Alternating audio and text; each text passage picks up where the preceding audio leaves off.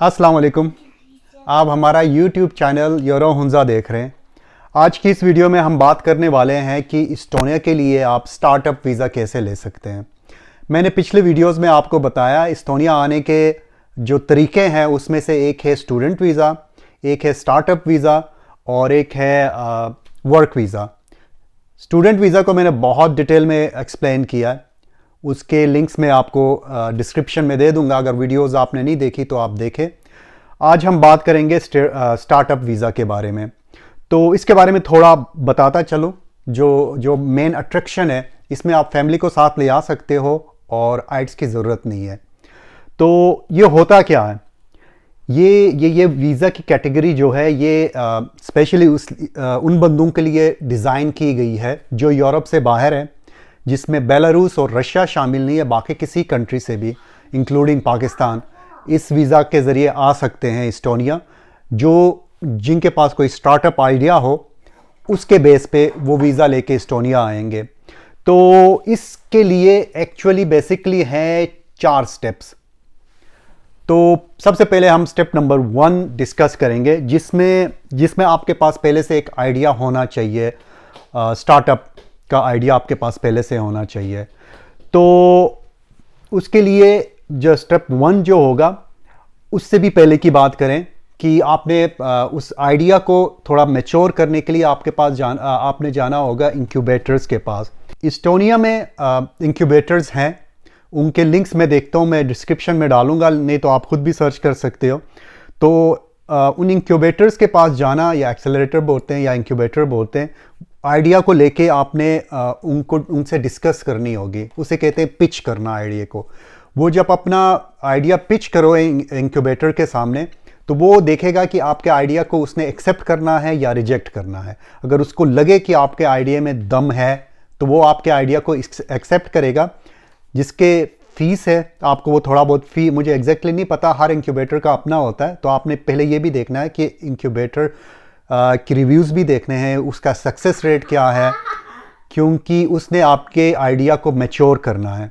तो उसका बड़ा इंपॉर्टेंट रोल होता है। उसकी अपनी फ़ीस होती है, वो हर इंक्यूबेटर का अलग अलग है। आप चेक करेंगे तो वो जब एक्सेप्ट करे आपको आइडिया को, तो उसके बाद आपके आइडिया के ऊपर काम करना शुरू करेगा। वो आपको गाइड करेगा, रिफाइन कैसे करना है, उस आइडिया को बेहतर कैसे करना है, इस्टोनिया के मार्केट के हिसाब से कैसे बनाना है। तो आइडियाज़ के बारे में ये बताता हूँ। जब आप स्टार्टअप के लिए आइडिया क्रिएट करोगे, ट्रेडिशनल कोई आप कहोगे कि मैं आके वहाँ पे कोई दुकान खोलने वाला हूँ, कोई रेस्टोरेंट, तो वो आइडिया नहीं चलेगा। इस्टोनिया ज़्यादा है आईटी ओरिएंटेड कंट्री, तो ये लोग चाहते हैं ज़्यादा से ज़्यादा आपका जो आइडिया हो वो आईटी के करीब हो। जैसे कि ऊबर है, एयरबीएनबी है, बोल्ट है, वाइज है, मतलब इस तरह के बहुत सारे आइडियाज़ हैं जो आईटी बेस्ड हैं। तो इस तरह का कोई कॉपी नहीं करना इन्हें, आपका अपना हो आइडिया, लेकिन आपने इंस्पायर इनसे होना है। उसके लिए थोड़ा सा आप सर्च करेंगे, आपको समझ आएगी कि इस्टोनिया में कौन से किस तरह के स्टार्टअप्स कामयाब हैं। वो आप एक बार सर्च करें। मैं डिस्क्रिप्शन में भी कोशिश करता हूँ लिंक डालूँ। तो टॉप के आइडियाज़ हैं जो स्टार्टअप्स हैं, उन जैसा कोई स्टार्टअप आप लेके आओगे, फिर इंक्यूबेटर उसके ऊपर काम करेगा। देन हम जाएंगे आप पहले स्टेप के ऊपर, जिसमें मैं लिंक एक आपको दे रहा हूँ। इस लिंक के ऊपर आप क्लिक करें तो फिर एक फॉर्म आपके सामने खुलेगा, जहाँ पे आपने सारा का सारा अपना डिटेल लिखना है, फॉर्म लिखना है। एक्चुअली स्टार्टअप कम्युनिटी कहते हैं। एक कमेटी होती है जो डिसाइड करती है कि आपके स्टार्टअप को एक्सेप्ट करना है या नहीं। तो ये फॉर्म के ज़रिए आपका सारा इंफॉर्मेशन उनके पास जाएगा। वो देखेंगे आपने वहाँ पे जब ये फॉर्म फिल करोगे, उसमें 1-2 चीज़ों का ख्याल रखना है। जैसे कि पहले मैंने बताया, अगर आपका आइडिया आईटी रिलेटेड ना हो तो डायरेक्ट रिजेक्ट होगा, उसको रिव्यू ही नहीं करेंगे वो। उसके अलावा जो क्वेश्चंस उन्होंने पूछे हैं, अगर 1 लाइन में उन्हें आंसर देते हो, प्रॉपर डिटेल आंसर नहीं देते हो, फिर भी वो कैंसिल करेंगे। तो आपने कोशिश करना है कि ज़्यादा से ज़्यादा इंफॉर्मेशन दें उन्हें, और ऑथेंटिक बात करें जो बात करने वाली है। तो बिल्कुल क्लोज एंडेड इस तरह के जवाब नहीं देने, हाँ ना या 1 लाइन में नहीं देना जवाब। और फिर उसके बाद हम जाएंगे दूसरे स्टेप की तरफ, जिसे कहते हैं क्वालिफिकेशन। उन्होंने नाम रखा हुआ है इस स्टेप का। तो इसमें आपके एप्लीकेशन को रिव्यू किया जाएगा और डिसीजन देंगे वो।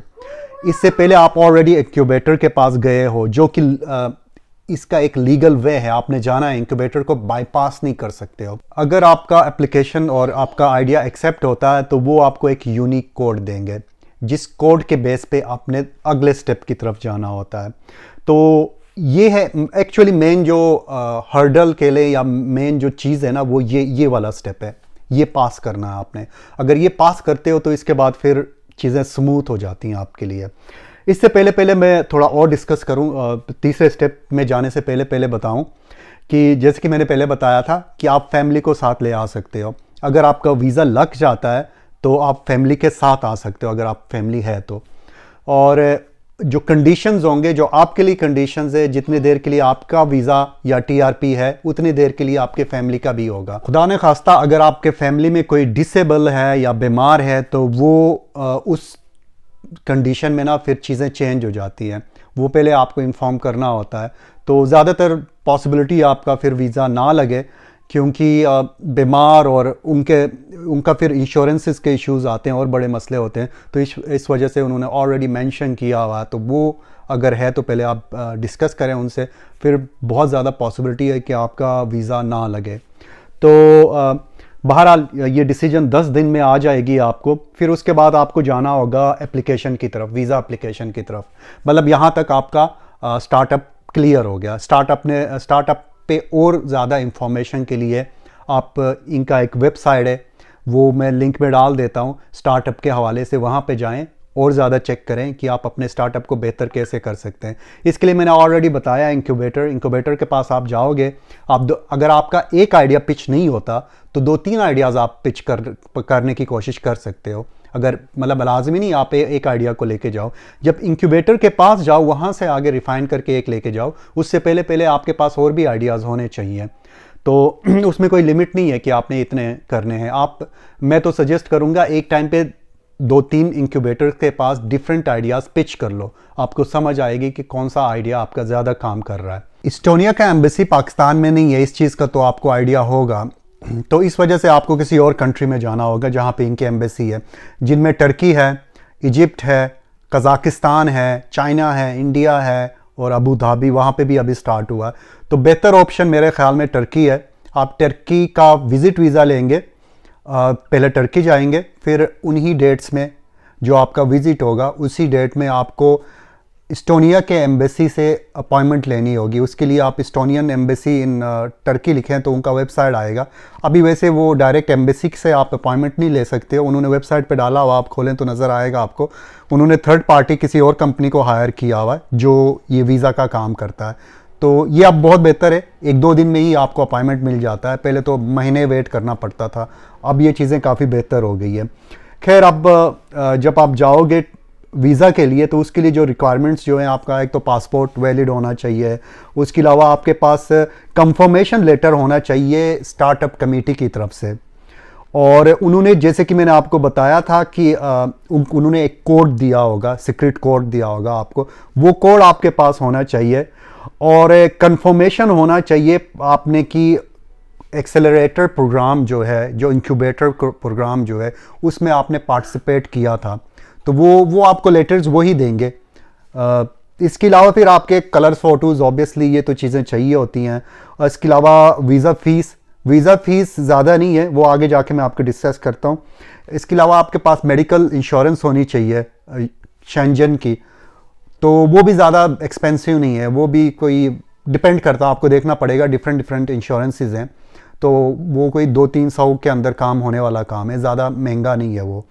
और आपके पास एकोमोडेशन कि आप इस्टोनिया में रह रहे, आपके पास जगह है कि वो एक आपके पास कोई लेटर होना चाहिए, या बुकिंग का जो आपके पास लेटर होगा वो स्क्रीनशॉट, वो भी आप शेयर कर सकते हो और प्रिंट लेके साथ में सबमिट करवाना होगा। आप booking.com से कहीं कर सकते हो या Airbnb से कर सकते हो।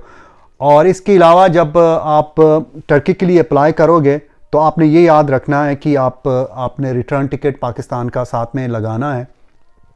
मेरे उसमें ये हुआ था, मैंने रिटर्न टर्की का लगाया था, लेकिन जिस एजेंट से मैंने ख़रीदा था उसने थोड़ा टेक्निकल काम किया था कि उसने रिटर्न टिकट भी साथ में ख़रीदा था, लेकिन मेरे टर्की पहुंचने के बाद उस रिटर्न टिकट को उसने कैंसिल कर दिया था, जिसकी वजह से मुझे एक ही साइड के पैसे देने पड़े थे। उसी तरह से जब आप एस्टोनिया के लिए वीज़ा आप अप्लाई करोगे तो आपके पास रिटर्न टिकट भी होना चाहिए। जब आपका वीज़ा जितने देर का अप्लाई कर रहे हो, 1 साल का कर रहे हो, 3 साल का कर रहे हो, तो अगर 2 तरह के वीज़ा होते हैं, एक होता है शॉर्ट टर्म, एक होता है लॉन्ग टर्म। इसके बेस के ऊपर, स्टार्टअप वीज़ा के बेस के ऊपर, तो शॉर्ट टर्म वाला जो आपको मिलेगा वो 3 महीने का होगा और वो जो लॉन्ग टर्म मिलेगा वो 12 महीने का होगा।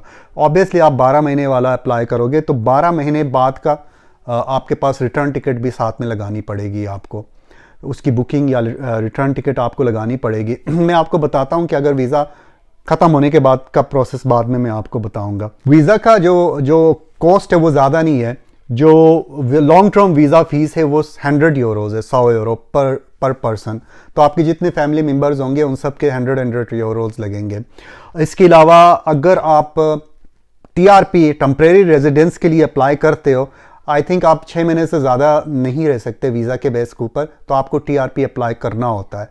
तो वो अगर आप एम्बेसी से, पहले एम्बेसी से कर सकते थे हम, जिसका उन्होंने फ़ीस रखा हुआ है 190 यूरो अगर आप एम्बेसी से करते हो। अगर आप एस्टोनिया आके यहाँ पे बॉर्डर पुलिस ऑफिस से अप्लाई करते हो तो उसके 160 यूरोज़ है। तो बेहतर यही अगर हो सकता है तो आप एम्बेसी से अप्लाई करो। अगर अप्लाई करके आप आओगे एस्टोनिया तो आपको एस्टोनिया में ही डिलीवर करेंगे वो, लेकिन मुझे लगता है कि आजकल वो सर्विस नहीं दे रहे हैं, वो आपको देखना पड़ेगा एक बार। मैंने TRP की बात की आपसे। TRP कहते हैं टेम्परेरी रेजिडेंस परमिट। तो ये आपको पहले देते हैं, फिर उसके बाद आप PR की तरफ जा सकते हो, फिर पासपोर्ट की तरफ जा सकते हो।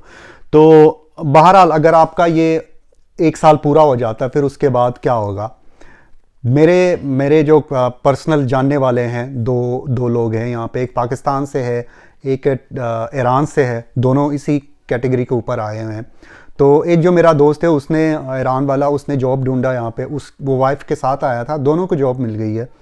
तो उसने अभी जो अप्लाई किया है, बल्कि उसे मिल गया हुआ है, नया जो TRP उसे मिला है वो जॉब के बेस पे मिला है।